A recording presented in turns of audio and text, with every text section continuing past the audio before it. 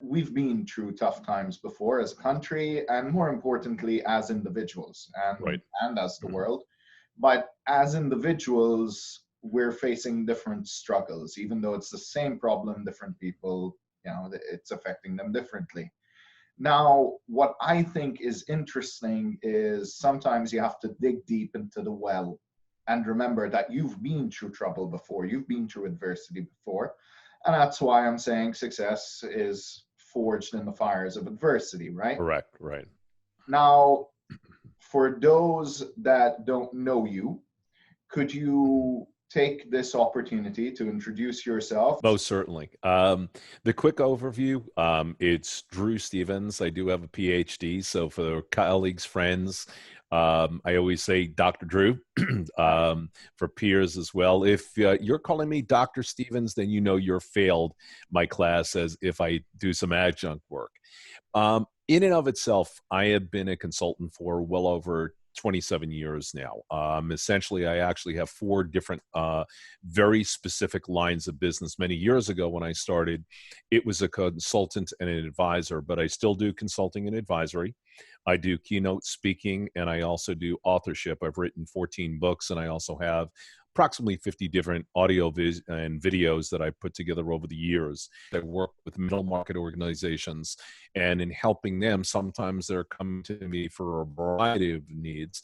One of those needs, every now and again, outside of management expertise, people expertise, is the fact that they might need some capital in terms of private equity or perhaps debt if they're willing to take that on for a couple of different reasons. It could be for scaling, it could be for merger and acquisition. It really just depends on what, or even research and development. It really just depends on what the firm is looking for.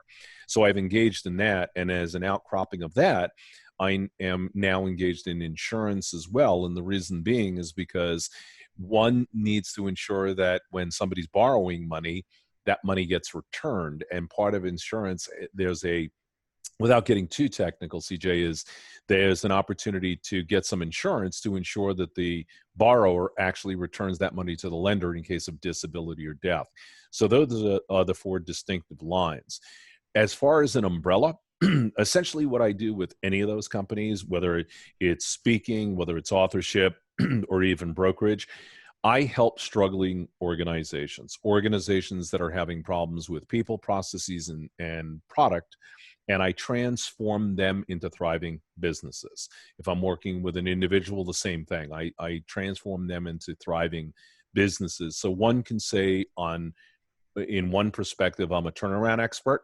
Mhm. In another perspective, I'm a performance coach. Okay. So on the one end, you're a specialist in helping businesses, entrepreneurs, and individuals handle adversity. Correct. Now, I'm cheeky, so I'm going to focus on how you've handled adversity, which will probably also give us an indication of how you've acquired the tools to be able to help others.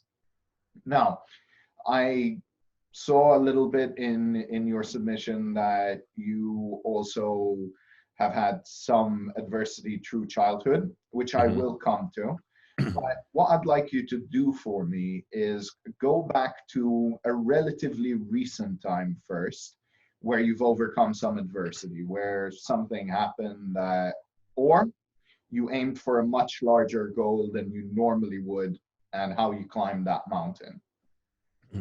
It's a great question. And when I didn't always have this, CJ, I was in corporate for a number of years. What I've learned is that over the years, I've become a good listener. So it's always good to, as they say, armchair quarterback. But in reference to your question, I've really learned to be an armchair quarterback, and it's what got me out of the seat to continually do my consulting business. And the reason being is because people forced me out of roles. People were very unorthodox in making certain that I looked foolish in a particular job. People made certain that they were going to one up me and always handcuff me in terms of what my capabilities were in the job. And I learned a long time ago that when I walk into a room, I take over the room. I have a very large presence. I'm very direct. And I also have a large personality, all in good ways. But sometimes some people take that as negative. And because of the negative, especially if they're in a power position, a titled position, whether it's senior leadership or middle market leadership, they try to quash me. And what I learned over the years is, number one, listen to my heart, listen to what my capabilities are, and never be frightened about moving forward and stepping into the light. Number two, over the years, and I want to say over the last probably 15, 20 years, I was born without religion. And so over the years, I've transformed myself into becoming much more spiritual and having much more religiosity. And I do believe that there is a God. I do believe, at least on my behalf, that there is a Jesus Christ. And I do believe from the readings that there are ways to overcome adversity. Jesus did it with disciples. Moses had done it. Joshua had done it. Jacob had done it. And so there's always going to be adversity in life. What you've got to look at is the fact that there is a God protecting you, and there are ways in which to move forward. And number three, when people are negative, when people are putting you down, what I've learned from all of that is it's readiness for another opportunity. So what I do is I try to, and we're all going through that now. But it's funny, CJ, even with this whole notion of social and economic issues, COVID-19, the market volatility and all of that, I was on Wall Street for about 17 years. None of this surprises me. None of this makes me unsettled. And the reason being is because I know the markets are going to turn back up in no time flat. Market traders love volatility. So this is an example of, you can't let the negativity get you down, can't let others take you down. You've got to just push forward constantly. Okay. A crisis is definitely a statistical certainty, right? We were expecting one, whether it was going to be COVID, drought, environment, right? One thing we're also looking at and planning towards. But the truth is there's always risk for a crisis. You look through Absolutely. history, it's statistical, right? So this is our challenge, probably the largest challenge of these past 3 decades, I would say. But I'm definitely interested in you. So I really appreciate the tips you just gave us. And also, I think I'm understanding a little bit in terms of your, let's call it an alpha personality in a sense. And I think that comes from a good place. It's more that you want to lead because you love, right? You want to, you want to help others, and you tend to take charge. And that's a personality trait, and then that's a good thing. However, it can come across as threatening to certain people, so you wind up having to deal with office politics. Since you touched on that subject, is there a point where that office politics became so much of an adversity, so much of a crushing situation, that it caused you to either pivot or change? Is that what took you into being more of an independent agent? And is that how you handled that adversity? Can you? It's exactly what it was, but I'll tell you what, I'll add a couple of layers to that, because it was, I don't want to sound trite, it was a perfect storm. We were living in New York at the time. My wife was an executive assistant to the chairman and CEO of an organization. She was promoted, so she had an opportunity to elevate herself, and I'm not going to stop her. And we moved from New York to St. Louis, Missouri. When we did that, 2 things, if not 3 things, happened simultaneously. We were here a year, and her mom passes away from pancreatic cancer. We knew she was ill, and mom was back in New Jersey at the time. But even so, it's still a crushing blow. And of all things, it happened on New Year's Day of the millennium. So talk about a way to start the entire millennia. Number 2 is that the firm that she was with went bankrupt. So she was terminated, excuse me, from her position literally 6 months to a year into 2000, and 6 months after her mom passed away. And here we are a year and a half after being in St. Louis. And the third, what really did it, I will never forget this, and I'm ending here to answer your question. because it's not in chronological order. And that is, I was the chief operating officer and general manager for a systems integration company in New York, allowed me to move to St. Louis. And I returned home from my mother-in-law's funeral, and I noticed that there's a Federal Express envelope on the front door. Pick it up, and I realized that it's a termination letter from the company that was with me. And it was at that point, CJ, that I decided, you know what? I've had enough of the garbage. I've had enough of the politics. And talk about apathy to an employee. Talk about greed. I'm coming back from my mother-in-law's funeral, and you fire me, through Federal Express. I was done. And that's what made me pivot to go into consulting and advisory work. And how did that go for you? Tell me a little bit about the beginning and then how you started to thrive. It's a pain in the neck, because you have to start, you have to figure out really three things. Number one, what are you going to do? Number two, who are you going to solicit? Number three, what on earth are you going to sell? So somewhat implicit in some of the questions you're asking are really taking a good look internally to understand what your gifts and talents are. Three things I really figured out. Number one, what were my gifts and talents? My gifts and talents truly were in sales and marketing. I knew sales. I knew how to train sales. I was a sales manager. I was in charge of sales. It's in my blood. It's what I do constantly. So it's really taking a look at those gifts and talents. Number two, who was I going to service? Well, I had spent 17 years on Wall Street. So my thought was, let's start with Wall Street. Let me start with my core areas of influence and migrate up the chain that way. And number three, what was I going to sell? I looked at it, and I was very fortunate because once I got to St. Louis, I knew immediately I needed to network. So I joined chambers. I joined Rotary and Elks clubs. I joined two organizations that sounded really interesting. One of them is morphed the name, and I hope I don't mess it up, but American Training and Development was one, and the other was the National Speakers Association. And from that latter, I realized, wow, I could take this and I could become a speaker. Interesting. And that's exactly what I did. I honed my skills as a presenter.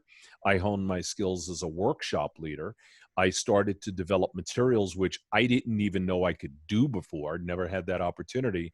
And literally within, oh goodness, if memory serves me correct and no lie about this, I think within the first 3 months, I got my first speaking opportunity, if I do not forget. And then from there, it led to consulting and advisory and other things from that point forward. That is excellent. So I want to zero in on your first point, actually, because I think that's a pretty amazing tool right there. So part of dealing with adversity, if we have to give a tip, right, take a teachable moment out here, is actually finding what you're best at, because that's what's going to help you get through the adversity. And I think that in losing your job, you were given that time, which a lot of people are being given at the moment with COVID-19. Right. Obviously, they don't want it, but they're getting a lot of time to kind of rethink and maybe find their strengths, truly identify who they are, what they can give to others, which brings into something I care about, which is positive significance, which is how can I be significant to you? How can I be relevant? How can I serve you in a positive way? Because obviously I can also be relevant to you in a negative way. So we qualify that with positive in front of it. And that's very interesting. Now, obviously there's something about you that already made you a strong person, right? Even in handling sales, that being, as you put it, in your blood. That's basically, I've done sales in the past also. I started my career in sales for Microsoft licensing, and you're basically putting yourself up to get rejected. That's part of the process, right? If you qualify correctly and you're the perfect salesperson, you should technically be able to reduce that. But the truth is, you require a certain ability to handle adversity and to handle rejection. So what that tells me is that there's something further back, right, that made you a stronger person. Now, there are two schools of thought, and I ascribe to both of them. One is that being raised in a perfect environment and being given the self-confidence, the ability to ask for help, that's one way that great people can be built. And then there's the other, which is forged through the fires of hell, and here I am, but now I've learned to take care of myself, and I've got that individualism and strength. It makes those people a little less collaborative and maybe a little less able to ask for help, which I think they develop later on in life, being able to play well with others, whereas with the other style of person, they early on learn to work collaboratively. And with that, I'll pass the stage back on to you, but I wanted to kind of preface that. And can you tell me a little bit about what's given you that fire in your belly? What's made your metals stronger? I'm glad you asked the question because when I do performance coaching, and it's interesting from an athletic perspective, I've been a track and field athlete in high school and college, and I have coached.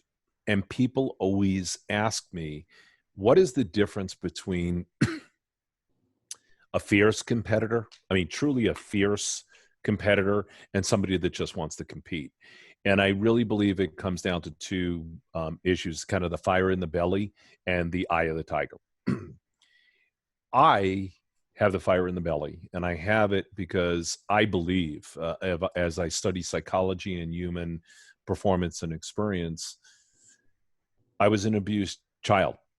And not just abused at like 12 or 13 for a year or two, and that was it. It started at 5 or 6 years old. I had two experiences. One that I was physically abused, and the other where I was to a certain extent mentally abused by the other parent. And it doesn't matter who's who at this point, but it started at 5 and went on literally until I was 20 years of age. What happened was, is in later stages, I actually fought back, where as a kid, you think, excuse me, you think better than to fight back with your parent, that your parent, you love them and you're supposed to love them. And I fought back and my father sued me for assault and dropped the charges while I was literally sitting in the courtroom to teach me a lesson. And what I've, what came out of that to a certain extent were two diametrically opposed areas. Number one, I learned what goals are. And the reason why I say that is because I went and migrated towards track, CJ. And I never, ever was going to get involved in sports or track when I was in junior high or high school. I was playing, what was I playing? The trumpet. I had done some other things. I wanted to play football, couldn't do that just because there was some concern about retinal detachment. So I couldn't play football, and it was just a matter of what else was I going to do. And the just to go back to a point you had asked earlier, my pivot was when I was literally sitting on a curb, drinking Jack Daniels, smoking pot at 15 years of age. And I will tell you that God spoke to me and said, no, no, no, no. You are not going to do this. I've got plans for you, and you need to do something else. And literally the next day, I'm in, now it's high school. I'm in high school, and it was, they call it poster board now, it's oak tag back then. And it was track signups. And the following day, I had to do 3 miles. And over the next 3.5 years, I became the captain of the team. I set 7 school records. I was a top performer, and I was able to get a scholarship to college. I realized what goals were. So that took me to a whole new level. The second thing, because of the mental lack of mental support that I had, as I said, I was mentally as well as physically. I realized if it's no other person that's going to love me enough to support me and say, great job, you can do this, you got this. I had no mentors. I had no coaches. I had nothing. So I had to look within myself and realize I have this, I have this, I have this, and I have this. Go for it. and never take no for an answer, ever. You look at an assessment, and I'm not a big believer in personality assessments, and we can have a separate conversation about that. But if you look at the assessments, some of those say, I will not take no. I will lie on the sword to get a yes. The second thing I'm mentioning here is you've got to look within your soul. You've got to know what you're good at. And what I learned early on is I don't need, and I hate to sound negative, CJ, but it's part of me today. I don't need people. And I'll throw you away just as much as I'll throw garbage away. If you diss on me, if you don't respect what I bring in the table with the love that I've got in my heart, I don't need you. I've thrown away my parents. I've thrown away my other sibling. I don't need people. Now, I've been married to my soul, what I believe is my soulmate, for 29 years. I have 2 children. Never have I beaten them. Never have I spoken unmercifully. I have supported them throughout. But from this perspective, where people are today, you really got to know where you are, man, because you've got to learn what that God has given you, gifts and talents. And when you're just nothing more than an employee, they're going to tap you in for this much when you have this much to offer. So offer everything you got, because you only got one life. Agreed. I will touch real quick on the personality assessments, just for fun. My perspective on them is very simple. They are garbage in, garbage out. However, if you're honest with them, you're really asking yourself the questions and it's computing the answers for you. So if you actually have decent perspective, you can get to the same answers anyway. However, they're a pretty good list of questions. Most of them, they've been programmed correctly to kind of tell you a little bit about yourself. But really, it's you answering, who am I, Right. in a sense. And that can be a good tool for some people, I believe. And I'm Or, only dismissing them slightly because they tend to label people, Mhm. and that's where I don't like it. I don't want to walk around saying, "Well, CJ's an ENFJ and he's a DC with a F kicker." It's that unfortunately it works to the negative. And look at what's going on now. We've got people labeling each other hoarder, TP freak. We don't need any more labels in society. That is true. That is true. And if I had to say at the moment, right, I believe labels are useful as long as they are not the totality, right? So no matter what, people are going to label you as a way of processing things faster. That is the normal human condition, right? If you sell me Exactly. something, you are the salesperson, and you are the salesperson of that thing that you sold me. That is what I put in my phone. That is your label. But I agree with you. We need to look a lot deeper. Yes, you might be an ENTP, but you're also a full human being. And I Right. fully agree with you. And I understand where you're coming from. The other thing is, I think because of the adversity that you've been through, and I like that to an extent, even the fact there was pain, but you detach that pain Yep. in a sense from the people that caused it. That doesn't mean we don't learn from the mistakes and say, Right. I don't need you in my life. I don't need that pain in my life. And I'm not going to be open to more pain from that same source. Right. Right? But you have to some extent detach that. But the other thing is you're also very self-aware. So, and I think that self-awareness is very important, and also a reason why you don't really need that test. Right. You had that test in the fires of adversity. And I'm using that because it's the title of what we're doing. So It's a I good have to move. throw Right. it in there, right? But also because it makes sense. Right. You found yourself, and I really love the fact that you also bring God in as an inner voice as well as God, that kind of like, there's more to me than this, and I'm going to go out there and I'm going to achieve. Correct. And I am going to give you my love. I am going to give you my strengths. And I'm not going to let anyone stand in the way of me delivering my message and Right. me delivering that help that I can offer. And Correct. I respect that. And I won't diss you. So we should be, and I'm hoping to be in the Dr. Drew category as opposed to the Dr. Steve Absolutely. category. Absolutely. So now let's pivot a little to the future. So we've seen, okay, we've come through adversity. Here's a few tools for doing that. Have your goals, know where you're trying to go. What's the vision that's keeping you solid through this time? You said you know the markets will recover, so that's a practicality, right? Eventually we always recover. That's human nature. Right. But what's keeping Dr. Drew in line? Like, what are you looking at? What's that goal, and what's your plan to overcome this moment? You know, there really is no plan to overcome this moment. I'm settled. I'm really happy with where I am right now. If others, listeners that you have and viewers are entrepreneurs and they're trying to understand how to wade through this, I think the message that I would convey to them is continue to provide value. Your clients need value. That doesn't mean you necessarily have to, quote unquote, sell them something today. Give them some free services, give them some free advice, and just let them know that you're there. Um, Look, CJ, it's real easy. We have gone through so many. Well, let me back up.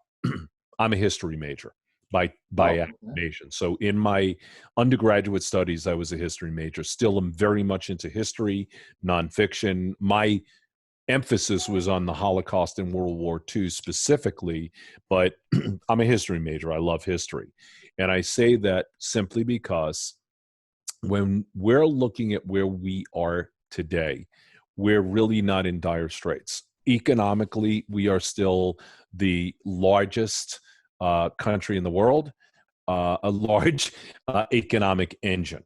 And so I don't want to make it sound and align with Trump, but I do believe we have a very big, exploding economy. And I think we're going to see the swoop up there. We have gone through two major world wars. We've gone through several civil wars in the Middle East between, the Palestinian War and the helping Israel. We've been around for the Korean War. We've been with Desert Storm. So there's always issues, and we've always been able to come back up. Every 7 to 10 years, we run through a recession. So this was bound to happen. The way it happened may not have been the way that people wanted to, but we were bound for a recession. And if that's what this is part of, okay, fine. The other thing is people that are listening and viewing this need to understand markets love volatility. And you got to understand that foreign exchange traders, stock traders, commodity traders love this volatility because they're making money on the down and they're making it on the back up. So my advice is not to listen to anybody on Wall Street because they're just looking to make money. So if you really look at the true investors like Buffett and Gates, they're buying like crazy and they're holding everything that they got. Why? Because they realize that this is going to return. For those that are entrepreneurs, look, CJ, you said it best a little while ago. I'm in sales. I get fired every day. And so I've always got to be looking for my next job, my next client, my next opportunity.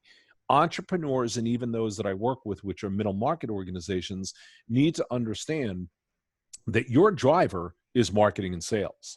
And so even though the economy is slowed, even though things have ground to a little bit of a halt, now is the time to review your sales and marketing.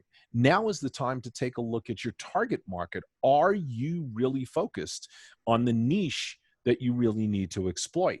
Because people start businesses for the wrong reason. People start businesses to quote unquote make money. I'm of the attitude when I'm coaching, just to give you some advice here, you've got to follow the rule of Peter Drucker. And that is in 1954, he stated the purpose of business is the customer. So take a look at your customer. Find your right customer because you've got three types of customers right now that are out there. Number one, you've got those that are nothing more than instigators. They love this negative attitude. You don't believe me? Look at the media and the way that they're bombarding the press with negative news. They're trying to scare the shit out of everybody, even those on social media. You've got those that are on vacation right now. simply they don't know what to do, so they stand on the sidelines and they deal a little bit with mediocrity because their attitude is, what should I do?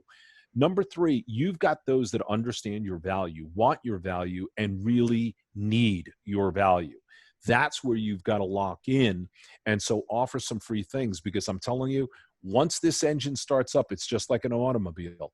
Once it revs up and kicks over and gets warm, it's off to the races. And trust me, the United States economy is not going to go from this to first gear. This is going from first to overdrive, literally within the first 5 days of starting back up again. Oh, wow. Okay. Hopefully you're right.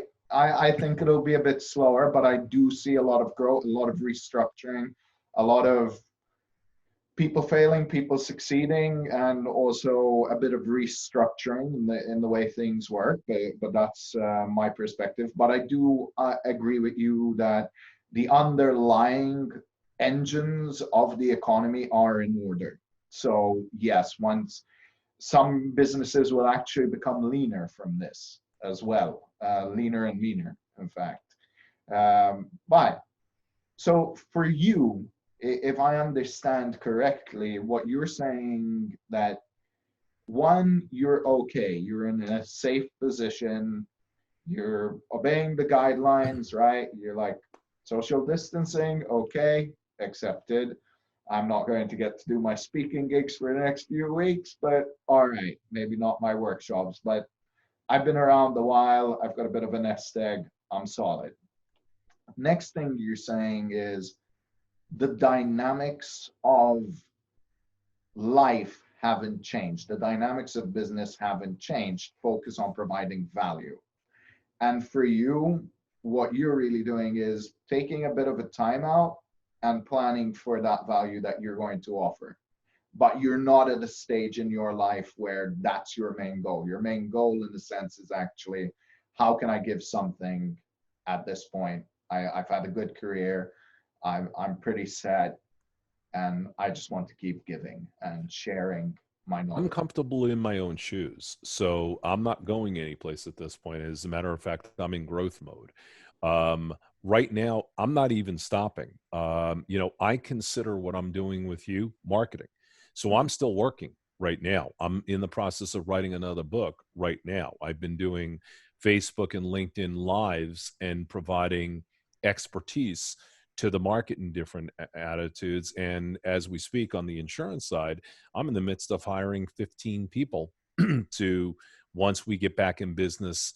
And when I say that, not necessarily for anything else other than social distance, because it's hard to do the interviews and Mhm. everything else. But right now, I'm in building mode, right? I haven't stopped for anything. I'd never stopped. Excuse me. I never stopped in 2001, when we had the issues in 9/11.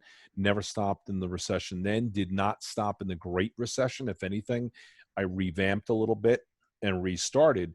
But here, I'm in chugging along mode, and same thing will happen should it come along in another 5 to 10 years, and that is keep chugging along. I know strategically where I want the business. Okay, so as long as nothing has turned your business into a dinosaur, which for most businesses, that is the case, right? Nothing Right, right, changed. After the recovery, people are still going to go eat at restaurants, most correct, likely, maybe a little differently, maybe a little slower, but they're still going to. right. So focus on the parts of the business that you can work on right now. Basically, don't stop. Just, if you can't go do the workshops or you can't do the in-person interviews, then focus on creating the training materials for your staff, Right. as an example, or figuring out working on your book in your case, Right. maybe pre-planning your marketing automation or looking at past advertising and so on, and saying what works and what doesn't.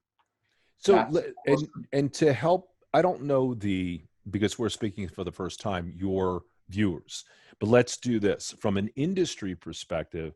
I said to somebody the other day, if I were Ken Johnson at Starbucks, I might not have any more sit down restaurants, just in terms of the social distancing and everything else. Did we really take a hit? If we didn't take a hit, I know the biggest expense item on my books right now is plant, property, and equipment. So is there a way to downsize some of that? And if you're a restaurateur, could you downsize to accommodate more takeout, more delivery? That's one. Number two, very similar to what you said, there's going to be some downsizing. So, and I believe that. I think we've overindulged. We can go down any strip corner and there are pizza places and Subway shops and so on. It's that constant repetition. So if from a strategic perspective, what do I have to do differently? And that's the way that I teach it anyway, that is completely different from my competitor. So use this as a revamp. Social distancing.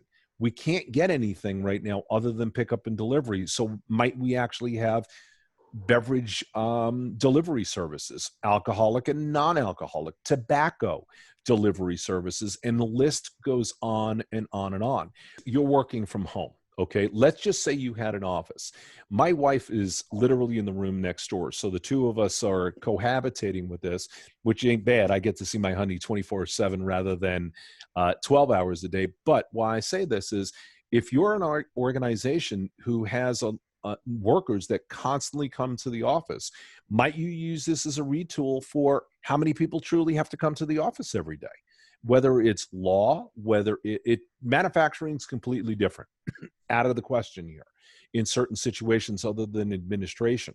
But from hospitality, from utilities to executive and so on, where might you be able to retool to go to, as we say, the new norm? I've got two crazy ideas from our conversation. And if I can't use an idea or I don't think I'm going to use it and it's not my consulting specialty, I think ideas are a dime a dozen. Right. Maybe to someone that can use them, they can be useful. So I'm going to throw this out there and I want your opinion on them. Sure. Just for fun, right?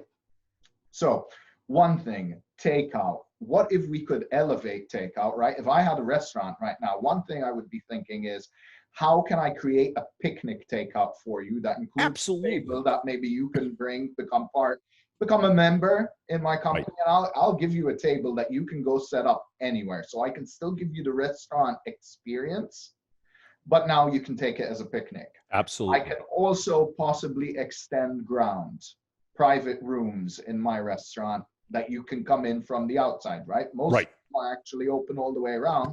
So open the boot from the outside instead and have them served that way. So you've got social distancing in the entire restaurant. So that's just one fun idea. And are you still with me? It is a great idea. I really do. I love it. Absolutely love it. I'm going to throw the other one and then you can crush both of them, right? Or give me your take on both of them. Here's the other one. So you're talking about office space, right? And working from home and remote working. And here's what I find interesting. What I would do if I had a massive enterprise, right? I'm talking like big. One of the things is the space determines how connected you are to the company.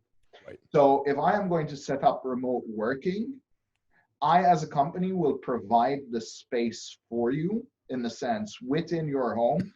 I will remodel to the brand. I'll pay you extra for that. That's fine. I'll rent a piece of your home if you work from home. And I think some companies, if they're willing to adjust to that. So if I'm a law firm and I want my lawyer to work from home, but I want him to look professional, I want to make sure that that space is in line with my brand.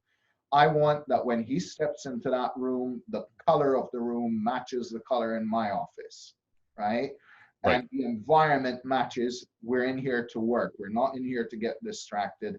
There are a lot of things you can do to adapt a home working environment to be more productive. Right. And I think companies, especially large ones, need to get into that mindset so that if we ever have something like this again, they can be ready.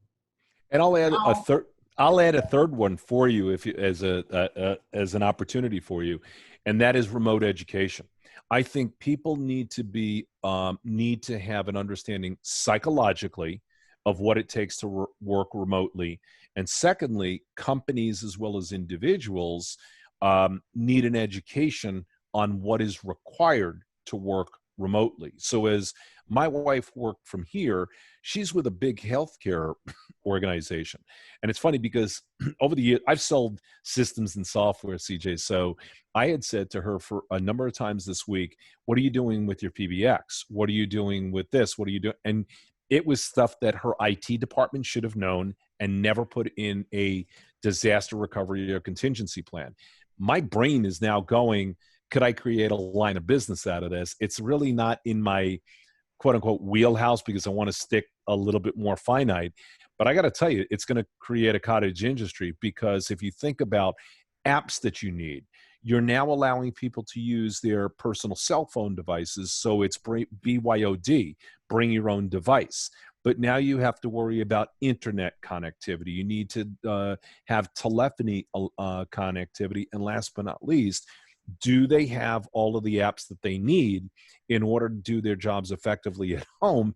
And one last piece, as we all know, hacking, privacy, and security. And if you somehow could bundle that up, oh my God, you're going to make money like there's no tomorrow in the next year or two. Okay, so since you went on mine, I'm going to go off yours, right? I'm going to riff off you for a moment. And here's one thing I notice in there that ties into the current market situation and how you can shift adversity in a bad situation into a good one. So 3.28 million filed for unemployment last week. Right. Granted, let's be honest, some of the employers let their employees go intentionally so that they could go on benefits, right? Correct. We're aware of this. We're not dum-dums. But how many of those 3.28 are actually engineers that at the moment might not have a job coming out of this, but are ready to partner with you to build this? So I agree 100%. Out there, yep. Think about collaboration, think about networking, see who you can work with. Maybe you are a freelancer, but now there's people that left a structured marketing agency, as an example. Right. I'm saying this against myself because I own a marketing agency, but there are a lot of marketing agencies that are downsizing because they've lost clients. Restaurants can't advertise at the moment, right? In that shift, you can actually bring people together. So there are opportunities. If you've got problems, well, start thinking about what those opportunities are. No doubt. I completely agree. Absolutely. You've been awesome, but I am going to let you have closing remarks. I want to thank you all for being here. I'll leave you with this. To give you some inner peace, and I'll do this from a scriptural perspective, and it's from Isaiah 41:10, but it's often said a lot within the New Testament. Do not be afraid. If you go towards chapters of Mark and Matthew, they talk about Jesus in the boat, the storm coming. The disciples were scared. They didn't know what to do. And these are 12 guys that had followed Jesus, and he fell asleep in a boat, and there was a storm, and they said, help, help. And he said, what are you waking me up for? Do you not believe? Believe. We're going to get through this. It's a short time period. Is it going to happen again? I hate to say it, but yeah. Are we ever going to get into another world war? Yeah, we had two, so there's going to be another one at some point. We've had Mars, we've had SARS, we've had bird flu, the list goes on. There's influenza every year. Has this been more substantial than anything? Absolutely. Why?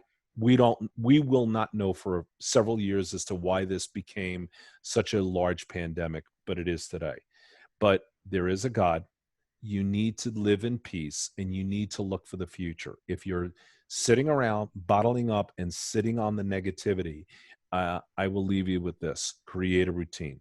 You've got to keep busy as heck, because if you're not remaining busy, then what happens is you're just taking in the negativity. Get away from the news, go for a walk, read a book, spend some time with your kids. You don't have kids, do some gourmet cooking, do some baking, clean the basement. It's almost spring. It's 75 here today, which is why my allergies are bothering me. But when the mind's busy, you don't think about those sad issues. Is it a sad time? To a certain extent, if you want it to be. But if you don't want it to be a sad time, you want to have that positive nature, then think about things that are going to uplift you and make you feel like you're thriving, like there's no tomorrow. Thank you so much, Dr. Drew Stevens. I know I said I'd let you close, but I have to repeat one thing you said. Is it a sad time? If you want it to be. Correct. Perspective is everything. Thank you so much.